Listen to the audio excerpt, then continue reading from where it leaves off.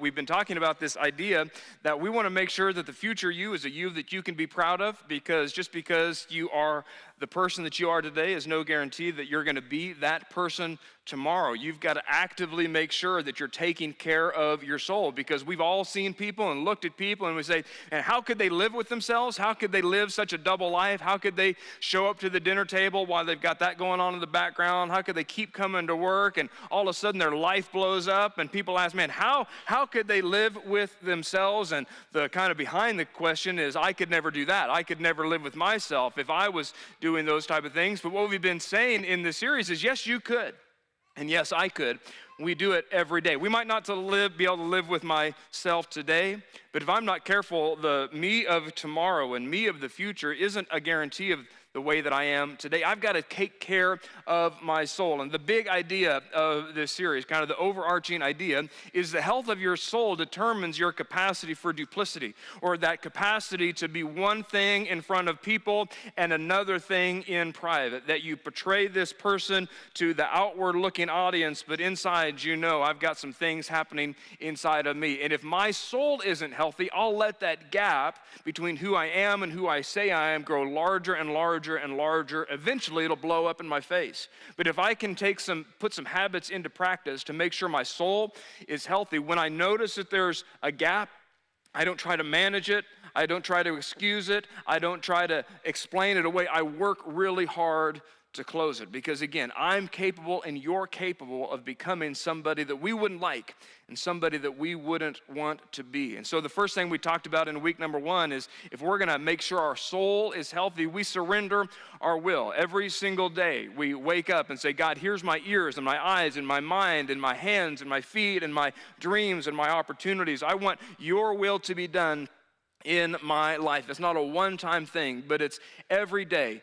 God, here I am once again. And what it does is it sharpens your conscience. It sharpens my conscience, so that as I'm going into the day and I start to see a sliver of that duplicity, I start to see a little bit of light between who I am and who I say that I am, my conscience is sharp. Oh, I can't go in that direction. Oh, I shouldn't move there. I want my soul to be healthy. And then last week we said we want to guard your heart. And we looked at 3 very specific emotions that we need to watch out for: the emotion of guilt, and the emotion of anger, and the emotion of jealousy, because we all leak.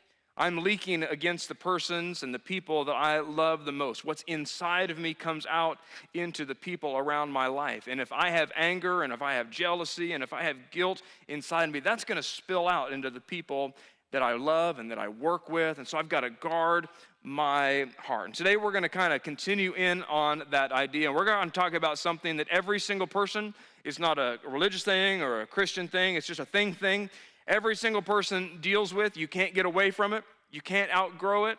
You don't mature away from it. It is a thing that you will have to battle against and deal with your entire life. And it's something that keeps you from and causes you to. Let me read a list of some things that this little insidious virus that's inside of all of us keeps us from and causes us to. You'll probably be able to guess what it is when it's all done. It keeps this little thing that's inside of me, this little thing that's inside of you, it keeps you from celebrating other people's success. It keeps you from initiating an apology, whether you were totally wrong or whether you were just 5% wrong.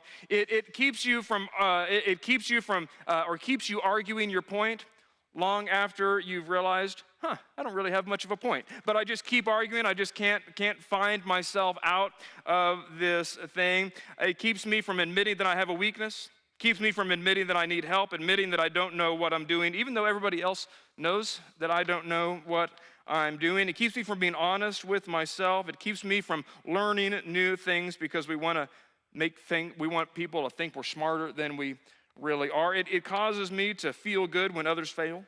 It causes me to power up. It causes me to cheat before I allow myself to lose. It causes me to lie about my past. It causes me to have the final word. It causes me to buy things to impress people that aren't really paying any attention to me. It's in all of us, and it's this right here. It's pride. All of us. Me, you, you're not going to grow out of it. You're not going to mature away from it. You will, for your whole life, have to deal with the tension of, I've got this tension of pride inside of me. And it's not the pride of, I'm proud of my kids' artwork. It's not the pride of, hey, I think I did a good job at my work, or, not those type of things. It's not those words. It's the pride that makes me bigger and the people around me smaller. It's the pride that puffs me up at the cost of somebody else. And here's the problem with pride. And you know this, but maybe you haven't thought about it in this particular type of words. Pride is really easy to see in other people, but it's really hard to see in the mirror, right? You've met some people that you kind of shy away from and resist because, boy, they're just proud. You say it this way, they're just full of themselves. It's all about them. Boy, it's just me, me, me. And we can see it in other people really, really easily. You know someone, you're thinking of someone now who steals with pride and is not dealing with it well. It's really difficult to see in the mirror. The challenge for us, and maybe what we've never thought about, is that because it's so difficult to see in the mirror, it's possible that there are people in your life today, maybe people that you're sitting next to, that are victims of your pride, and you are not aware of it.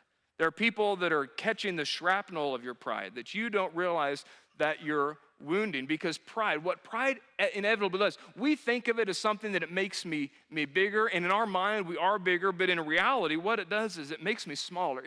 It diminishes us. Let me show you a few ways that pride diminishes us and see if you can relate to any of these. See if these are something that you've seen at different points and seasons of your life. Pride diminishes our ability to apologize. That's why in every marriage from time to time, you're just sitting across from each other at the dinner table in awkward, cold silence. Anybody in that? Don't raise your hands, but some of you are working through that today. It's just you're at church and you're smiling and it's all fine, but when you get back into the car, it's on like Donkey Kong, because you had your fight and it's just getting a little chilly, and it says, man, I'm not going to be the one to apologize. You apologize. You did this, and yeah, but I did that, but I'm not going to apologize. Pride, it diminishes our ability to apologize. And not only does it diminish our ability to apologize to somebody that we've wronged or we've been wronged from, it diminishes our ability to say what needs to be said. Some of you maybe grew up in a home like this, where you never heard that, hey, I'm proud of you. Hey, you did a great job. Maybe you grew up in a home with a mom or a dad that criticism was kind of the thing that ruled the day, that every type of thing that they said you did a good job was followed, but hey, here's what you need to do better next time. Not trying to coach you and trying to make you better, but just to try to poke holes in your life and try to poke holes in your dreams. And maybe you're still dealing with that now. It could be that you're a parent and that's still something that you struggle with your own kids, that it's easy to see what they need to do better, but it's difficult for you to say for whatever reason, hey, I'm proud of you. You did a great job. Maybe you thought they were going to be this sports athlete, but instead they're the artist, and it's difficult for you. And it's just pride. It keeps us from being able to say what needs to be said. It diminishes our ability to hear what needs to be heard. There's some people in your life that have tried to help you, that have tried to help me, that have tried to say, hey, I wish you would do it this way, or have you considered this? And we just kind of tune them out. We say, no, I know better. I know how to do this. This is something that I've got this handled, and we just are not willing to hear people coach and instruct and direct us. It diminishes our ability to connect with others. That you, for whatever reason, maybe it's something in your past, who knows, but you put some walls up, and people can only get so close to you. You kind of wall people out, and you'll be surface level relationships and surface level friends, but you'll never let anybody get really, really close. What is that? We make the excuse, well, I've just been hurt too many times. Well, I'm just protecting myself. But what it really is, if we dig a little bit further, is, well, it's pride. Because when I'm full of me, there's no room for anybody else. When it's all about me, there's no room for you in my life. And if you start to crowd me out, it makes me uncomfortable. And so pride pushes people away. And the most problematic of all of them is pride diminishes our ability to connect with God. Because what we're going to see this morning is, at its core, faith and Christianity and following Jesus is a offering of humility. We have to be willing to be humble in order. What we're going to discover today is requiring humility is the first part of following Jesus. That I can't be full of pride and follow Jesus at the same time. David said it this way in Psalms chapter 10, in his pride, the wicked man does not seek God. In all of his thoughts, there's just no room.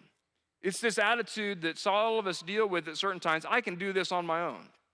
I'm smart, I've got the college degree, I've got the money in the bank, I'm sophisticated. That was fine when I was at Sunday school age and all the stories, and that was all good, but it's just pride, and it pushes away God. And we might be willing to pray every now and again, and we might be able to throw up a prayer that, hey, God, help me, but for the majority of my life, I don't need God. I've got this on my own. And I'm just telling you, it's in us.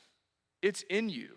That pride that is already inside of us can grow and grow and grow, and it can start to wreck and ruin your soul. It can wreck and ruin your relationships. It can take your heart to a place that you don't want your heart to go. And the only way to deal with it, I don't think that it's possible for you to fully escape it. I think it's a tension you have to constantly be aware of, constantly be managing, is to choose purposely radical, Jesus-centered humility. C.S. Lewis, the wonderful, wonderful author, I'm not quoting verbatim, but by and large, he said that pride at its core is the root of every other sin. That every other vice, every sin that we can think of, if we dig down a little bit deeper, it's pride that's at the bottom. And the only way to get away from it is to daily, actively choose radical, Jesus-centered humility. Because as we've already said, you just can't follow Jesus and follow pride at the same time. You just simply cannot. Because in order to follow Jesus, I have to be willing to say, I can't do this. I can't get to God on my own. I can't live my life on my own. I'm not wise enough. I'm not strong enough. I'm not smart enough. And so, God, I'm putting my life into your hands. You have to take it from here. It's an act of humility. And for some people, that keeps them from following Jesus fully. I mean, we'll come to church every now and again, and we'll believe a lot of things, but to fully give my life to Jesus, I just don't think I can go that far. And we might intellectually try to excuse it. Well, I'm just too smart for that, or I learned some things. But if we dig down a little bit deeper, for most of us, now there are some legitimate intellectual things we have to think through, but for many, many things, it's just pride. I want to be in control of me. I want to run my own life. I want to be the one that is in charge. I don't want to give up control of my life to somebody that I can't even see, that I can't even hear. I don't want to give up control. I don't want to serve other people. I don't want to honor other people. I don't want to forgive other people. I don't want to apologize to other people. I don't want to write a blank check of my life to God. I can't do that. It's pride. It's pride. And so what we're going to look at this morning is 3 radical humility choices that we can make that are shown by Jesus and later by the Apostle Paul, and kind of contrast those to what pride says. And then at the end, I want to ask you a question that you don't have to answer out loud. You don't ever have to let anybody else know. But I want you to wrestle with this question later this week. 3 things really briefly, and then we will continue on with the week. Pride, what pride does is elevate self. It's all about me. What Jesus does and what he invites his followers to do is he bends to serve. There was nothing that Jesus couldn't do. I mean, Jesus, as he was doing his ministry, he had the crowds, he had the power, he had the influence. He could have said, hey, everybody, look at me. And yet all through his ministry, we see Jesus, instead of powering up and pointing at himself, every single time he had an opportunity, how can I serve other people? How can I look out for other people? How can I make other people better? How can I heal people and teach people and encourage people? It wasn't about him. And then at the very end of his life, at his last supper with his disciples, he puts on this extraordinary display. And I don't think we can probably fully grasp the emotions of this because it's so foreign to us. This is nothing that we would ever do. But Jesus is in the upper room with his disciples, and he knows that later that night, Judas is going to betray him. He knows that the next morning, he's going to die a brutal, brutal, brutal death. He sees that coming, and what does Jesus do? John chapter 13. Jesus knew that the Father had given everything into his hands. He had everything that he could ever possibly want. He could do anything that he wanted to do. That he had come from God, then he was going back to God. He was God in flesh and bones. There was nothing that was out of his reach. And with that, I love this next word, so, fully God, nothing he couldn't do, all the power in the world, knowing that, so he got up from supper, laid aside his outer clothing, took a towel, and tied it around himself. Next, he poured water into a basin and began to wash his disciples' feet. Now, again, we can't fully grasp this, but can you just imagine the power of this? Can you imagine the disciples sitting around? I mean, their feet are gnarly. You think you've seen some gnarly feet? You think you looked down in the shower this morning and saw some gnarly feet? You didn't see the gnarly feet like these dudes' gnarly feet who walk all day long, who sandals and just be so gnarly. And they see this guy that they've learned from, and he's said so many things that have changed their life. They've seen him raise people from the dead. They've seen him open blind eyes. They've seen things that we can't even fathom. And here he is washing their feet because he was God. Because he had all the power, he chose, I'm going to get as low as I possibly can and dry them with the towel that he had around them. Those same hands that he used to heal people, wash dirty feet. Skip down a couple verses to verse number 12. When Jesus had washed their feet and put on his outer clothing, he reclined again and said to them, hey, do you know what I've just done for you? Like, do you understand what's just happened? And I think that it was, a question that didn't really need answered. Clearly, they didn't fully understand. You call me teacher and Lord, and you're speaking rightly. In other words, he's affirming, I am God. I have been sent from God on a mission to save humanity, to build a bridge between the sinfulness of man and the righteousness of God. You are right that I am that person, then that's what I am. So if I, your Lord and teacher, have washed your feet, now he's talking to us, you ought to wash one another's feet. Now, what we're not going to do this morning is pass out bowls with water and let you wash the person's next to you feet, because that'd be pretty weird. It'd be pretty weird. But the idea is not that you physically wash, but the idea is how have you looked for opportunities to serve? You've got a lot of influence, and you've got a lot of power, and you've got a lot of ability. And Jesus, knowing that he had all of that, that compelled him, how low can I get? How can I serve? With everything that I have at my disposal, pride says everybody ought to be looking at you. Everybody ought to be serving you. Everybody ought to be making sure that you're in good shape. But Jesus understood, I am at the top. I have all the power. I have all the influence. I can do anything that I want. And what I'm going to choose to do with that is, how can I serve you? How can I work towards what you need? How can I make sure that you're taken care of? And then Jesus said, hey, if you're going to follow me, that's the way you live. If you're going to be a follower of Jesus, it's not just about church attendance. It's about when you go to work tomorrow and when you go back home today, you look for opportunities. What can I have at my disposal? How can I serve you? How can I carry your load? How can I use the gifts and talents that God has put in my hand to make sure that you're in better shape? That's what radical humility does. And what does it do when we start to make that the priority of our life? It roots out pride. It's the choice. I'm going to follow Jesus into service. And so, even when it's hard, how can I use what I have to help you? Pride says, here's the second thing, pride says wait. Jesus says initiate. It's a great rhyme. You can put it on your bathroom mirror for later if you want to. Pride says, I'm going to wait for the other person to apologize. I'm not apologizing to them. I mean, it was basically their fault. It was 60% their fault and 40% my fault. It was 95% their fault and 5% my fault. And so I'm just going to wait for them. I mean, if they apologize, I'll probably, brood a little bit, and I'll tell them it's okay. I'll forgive them, but I'm not waiting. They've got to go first. That's what pride says. But Jesus says, no, you got to initiate. Well, no. They were the one that was in the wrong. Yeah, I want you to initiate. Yeah, but it wasn't my fault. I want you to initiate. I want you to initiate reconciliation. The Apostle Paul said in Romans, for while we were helpless, at the right time, Christ initiated something.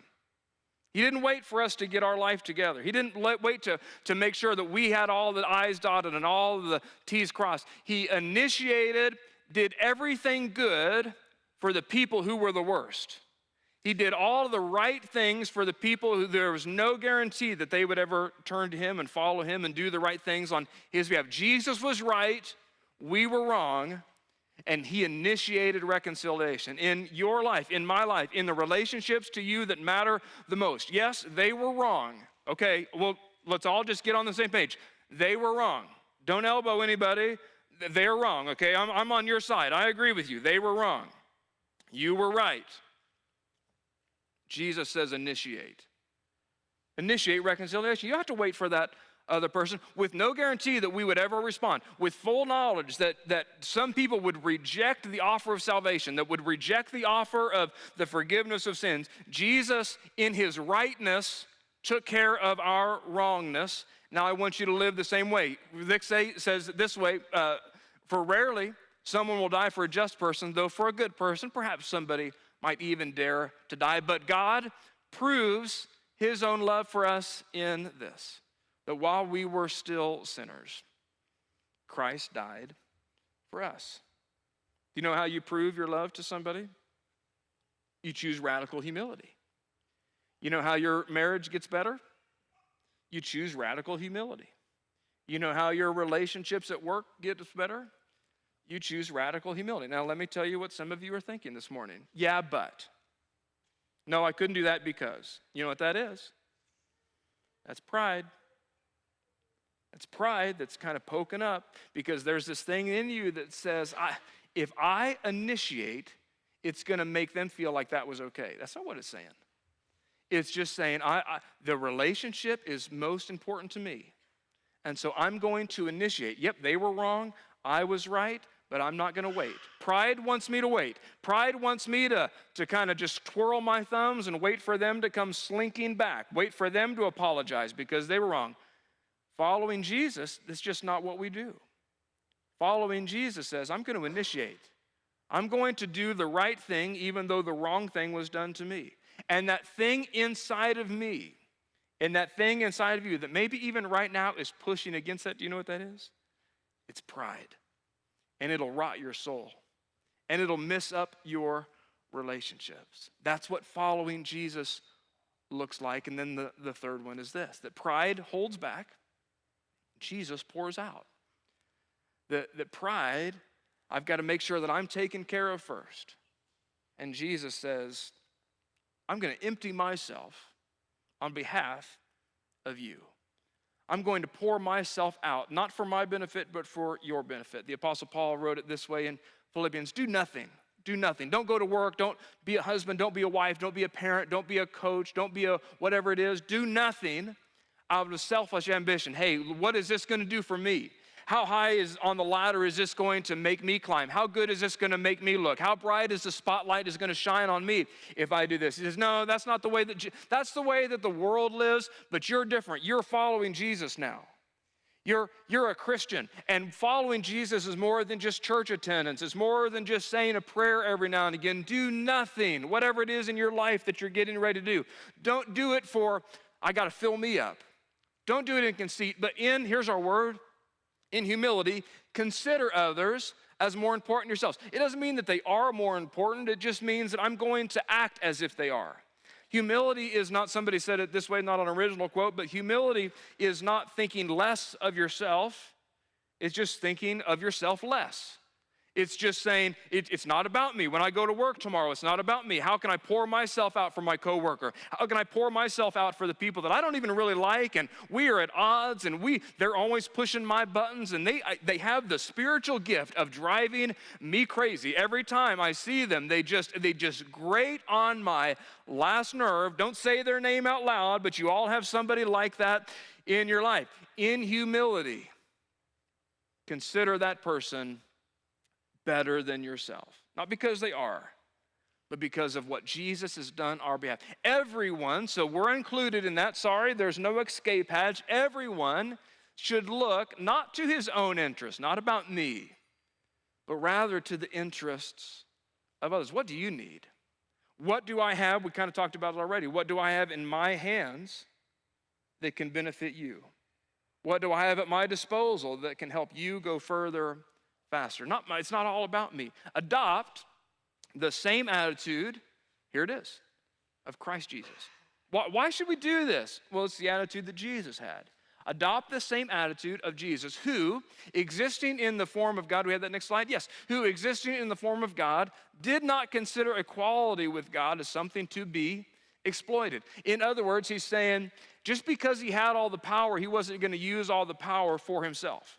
Just because he had all the ability didn't mean that he was going to use his ability for himself. He wasn't going to exploit other people's weakness for his strength. No, we take on that same attitude. Who, existing in the form of God, go back to that last slide for me, sorry. Did not consider equality with God. He was God. He was on equal footing with God. There was nothing he couldn't do as something to be exploited. Instead, here's what Jesus did. Here's our word. He emptied himself by assuming the form of a servant, taking on the likeness of humanity. And when he had come as a man, he humbled himself. Why for us? Why would Jesus do that for you? Why would Jesus do that? Because the relationship between God and humanity was more important than his pride. The relationship that was broken because of our sin was more important than Jesus powering up. And so he humbled himself on your behalf, on my behalf, becoming obedient to the point of death, even death on the cross. Jesus went the entire way to the cross in humility. All he's asking you to do is to apologize. He's not asking you to go to the cross. He's just asking you to say sorry. He's asking you to initiate. Well, it wasn't my fault. I know it. It wasn't Jesus' fault either. But the relationship was really important to him. Yeah, but he emptied himself. He chose to say, I'm going to choose radical humility on your behalf. I'm going to put myself at the back of the line, not because I should be there, but because I know you can't get there on your own. He chose humility. That he doesn't ask you to die, not asking you to go to the cross. He might be asking you to walk across the room. He might be asking you to hold your tongue when it would be so much easier for you to gossip and to spill out and to say this. He's asking you to go first. He's asking you to be willing to say the things that need to be said, the things that need to be heard. What does radical humility look like? Because I'm just telling you, I have got pride inside of my heart. I know that. And it is a fight for me. It is something that I have to consistently root out. And what humility does, radical humility, it serves. Got that slide? Maybe? Nope, there it is. Radical humility, it serves, it initiates, and it pours out. Now, let me finish. I want you to imagine, just for a second, what would your closest relationships look like if every person in that relationship chose that attitude? Can you imagine how good your marriage would be if you as a couple decided, I'm going to serve, I'm going to initiate, and I'm going to pour out? Can you imagine how much healthier your childhood would have been if your mom or your dad would have served and initiated and poured out? Can you imagine the wounds that you wouldn't have to deal with today? Can you imagine how amazing your workplace would be if everybody there chose to serve and chose to initiate and chose to pour out? Think of the problems that could be solved. Think of the problems that would have never become problems if Christians would just act like Christians. I mean, this isn't like Christianity 401. This is 101. This is what Christians do. Think of the marriages that could have been saved. Think of the relationships that could have been repaired. I just imagine what it would have been like. Jesus has been right the whole time. This is what taking care of our soul looks like. Choosing day in and day out. Radical humility. I'm going to serve. I'm going to initiate. I'm going to pour out. Let me ask you a question for you to wrestle with. Don't answer out loud because that'd be pretty weird. But just wrestle. And you might not have the answer right now. But I want you just to, this week and this afternoon, I just want you to do something for me. Would you take 5 or 10 minutes? Maybe it might not take that long. It might take a half hour. I don't know what it's going to take. But would you take 30 minutes or 5 minutes, whatever that looks like, would you just be quiet, just get by yourself for a little bit? And would you be willing to dig down into yourself and answer honestly this question? How does pride manifest itself in you? How does pride manifest itself in you? Because it does. And if you can't think of a way that it does, just get around the dinner table with the people that you love the most and just ask them, hey, how does pride manifest itself in me? And here's what people are going to do. They're going to get real quiet, and they're going to start to look at everybody except you because they know. They can see it in you. It's hard to see in the mirror. It's easy to see in other people. I want you to dig down and answer that question. Let me ask, again, you don't need to tell me how it does, but let me tell you how it manifests itself in me. Pride, again, I struggle with pride. There's two primary ways. There's lots of ways, but two primary ways that pride manifests itself in me that I have to be very, very vigilant to fight against. And I don't always win the fight. The first one is this, that my ideas are always the best ideas. I just assume that my ideas are awesome. I just think that if I had the idea, it's probably the right idea, and I don't actually need to hear your idea because I already had the idea, and my idea is the best idea, so don't worry about any more ideas. I got the idea. And I can push people away. And what is it? It's not that I'm the smarter one. It's just that I'm the more prideful one. It's not that I have the best ideas. It's just my pride says, you're smarter than everybody else. You've done this before. It's just pride in me. And there's another way that pride manifests itself in me, and I have to fight against it. I'm not very good at it. I really have to work on it, and I've got a long, long ways to go. It's very, very difficult for me to ask for help. It's very difficult for me to ask for help. I just think that I can do this. I've got this. And people will even be willing to say, I've had people say, hey, can I help you with this? Can I give you a hand? I say, no, I'm okay. No, I've got this. And it's this false humility that says, I don't want to bother you, and you've got other things. But you know what it is at the core of me? It's just pride. It's pride that says, I can do this better than you can. I don't need your help because I've got this. I know how to do this quicker. I know how to do this better. I know how to do this more efficiently. And so, no, I don't need your help. And, that's fine. You're so busy. That's not. It's just pride. It's inside of me. And I've got to fight against it because I want to follow Jesus. And I don't want the pride in me to push you out. And I don't want the pride in me to push God out. And I don't want the pride in me to keep me from apologizing and keep me from saying what needs to be said and keep me from hearing what I need to hear. How does pride manifest itself in you? Because there's ways that it does. And it impacts and it affects other people. And then lastly, and this is kind of just a rhetorical question, how much longer do you plan to let pride hold the remote of your life? How much longer? How much longer is pride going to be the thing that directs your life? How much longer are you going to hold people at an arm's distance? How long are you going to hold God at an arm's length? That's what pride does.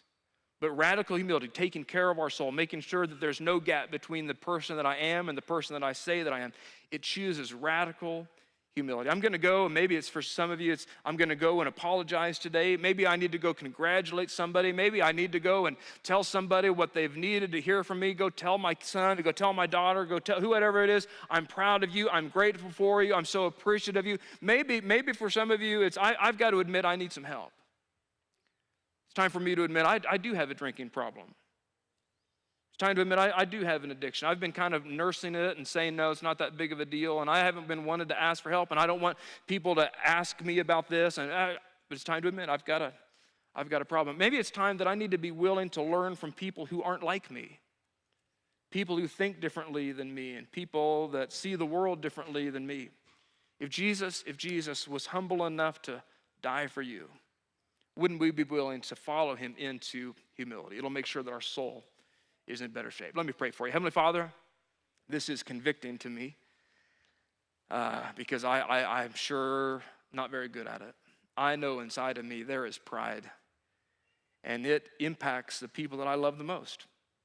It holds people hostage. It makes environments chilly. It just can crowd you out. And so, Lord, I know that I need this. I need to actively choose radical humility. Lord, I'm praying for all of us that are in the room, people that are watching online. If maybe this hit close to home to them, if maybe they're walking back into a pretty cold environment later today, into a pretty difficult work environment, Lord, I'm praying that as hard as it is, can we follow you into radical humility? Later today, tomorrow at work, whatever it looks like, whatever situation we need this in, Lord, would you help us to serve? Would you help us to initiate, and would you help us to pour out? Lord, we need your grace for that. We need your strength for it. Would you give us eyes to see how pride manifests itself in us?